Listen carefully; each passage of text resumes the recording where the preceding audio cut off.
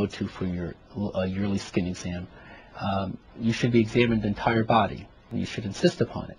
That's step one. Number two is we recommend self-examination once a month, much as a woman may do a self-examination for breast exam on a monthly basis.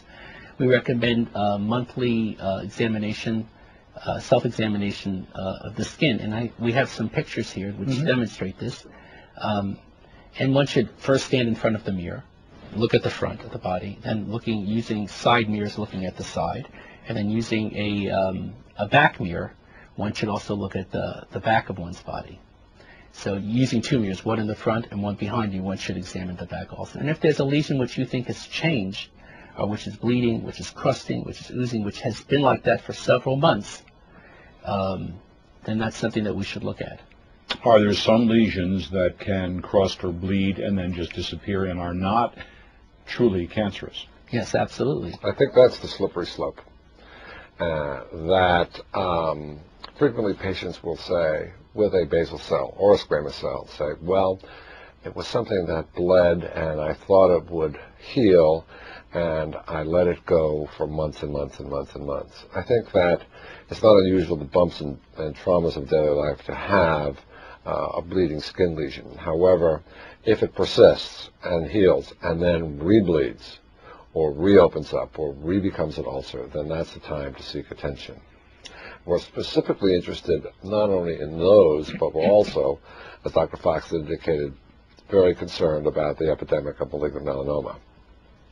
And why do you call it an epidemic? Malignant melanoma was rare years ago. I think Dr. Fox can illustrate that with some statistics. But a good example of the epidemic proportions of malignant melanoma is the Australia experience.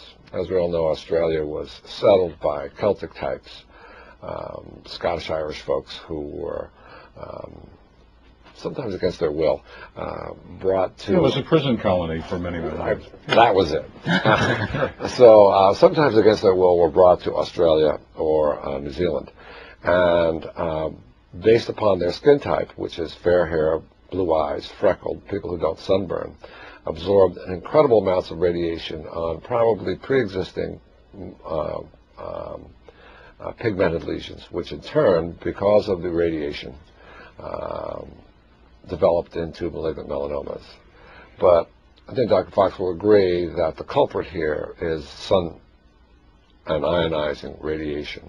All three, basal cell, squamous cell, malignant melanoma, have in common sun exposure.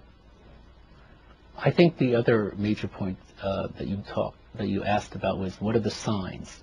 So for malignant melanoma, we have the ABCDs of malignant melanoma, which help us try to, there's a picture with ABCDs. We look to see that the melanoma is asymmetrical, which means that the two sides don't match each other. The borders are irregular.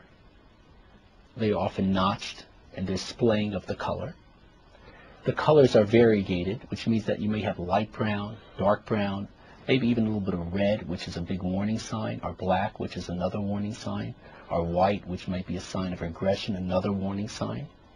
And the diameter may be more than 6 millimeters, which is really like the size of a pencil eraser. So if it's bigger than the size of a pencil eraser, then it has some of these other features, which I'll show you in the next slide. Over here we see the asymmetry. If you use this as an example, this side is darker and this side is lighter. So it's clearly asymmetrical. I mean, the two sides don't match. That is a warning sign. This is a malignant melanoma. Next slide.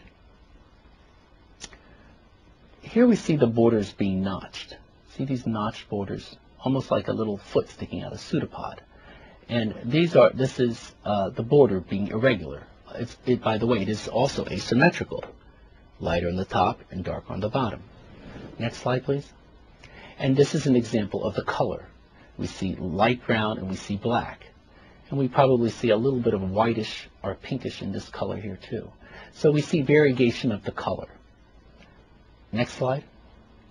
And this just describes the fact that diameter. This would be like a typical healthy mole, which we call a nevus.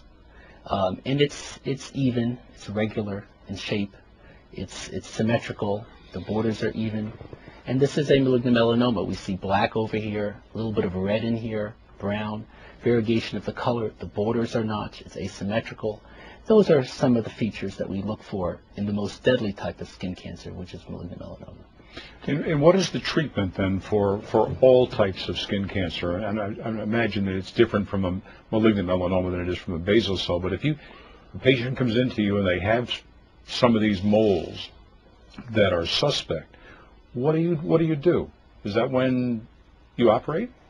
Some are very self-evident. I mean, if we have some of the lesions that Dr.FOx had shown, which are clearly to the clinician a malignant melanoma, then there's no question that it will be either biopsied, meaning taking a small piece, sending it for pathological examination. Once the diagnosis is established, then outlining a plan of treatment, or it could be excisionally biopsied, meaning removing the entire lesion and sending it for pathological examination. So that in most instances, malignant melanomas, in almost all instances, are surgical diseases. Squamous cell carcinomas in advanced stages and basal cell carcinomas in advanced stages are surgical diseases. The issue comes when there are lesions which are not as apparent and obvious as Dr.FOx had shown, or at very early stages. And then in those instances, Dr.FOx and his colleagues, dermatological colleagues, manage them in a non-surgical dermatological office environment. Right. I think there's really probably about 5 or 6 major treatments. We can treat it with, in the more mild cases, we might be able to treat with cryotherapy, which is a freezing technique. Most of the precancers, like actinic keratoses, those we can treat with freezing therapy. Or even chemotherapy, which is topical medications, some of them which are new, which you can use to resolve the precancers, and sometimes even very early basal cells one can use that for.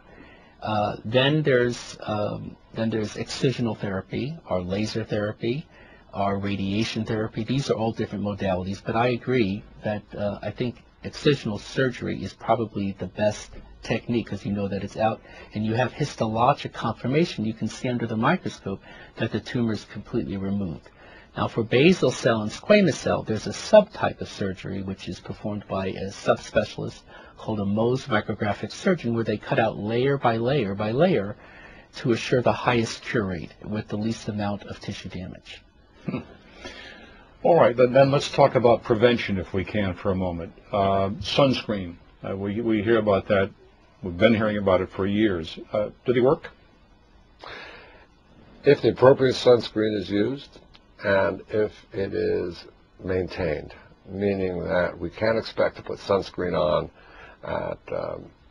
at 9 o'clock in the morning and have it last throughout the day. So it has to be regular application of efficacious sunscreening. I've been shifting my patients towards non-opaque zinc oxide, which I think is a total block, and which, as you recall, Roland, you and I remember going to the beach and seeing lifeguards with white zinc oxide on their nose. That's right.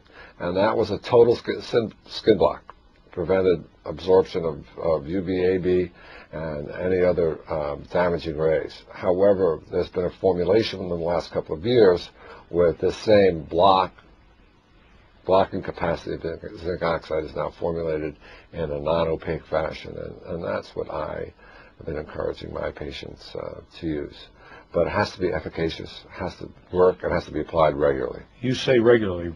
Define regular. How often? Well, I tell my patients to put on the sunscreen much like they would brush their teeth every morning. So every morning you put on sunscreen, and particularly like right now, Roland, your face is showing and your hands are showing. So most people, even when they go to work, their face is showing in their back of their hands, which, by the way, are also the 2 most common areas for skin cancer to occur, is on the face and on the back of the hands. So that would be a very good place to start with using sunscreen.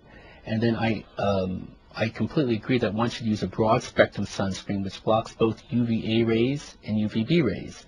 Those are the 2 rays which tend to promote skin cancer. And one should make sure that on the sunscreen it says both. There was a recent study in the United States which showed that if one used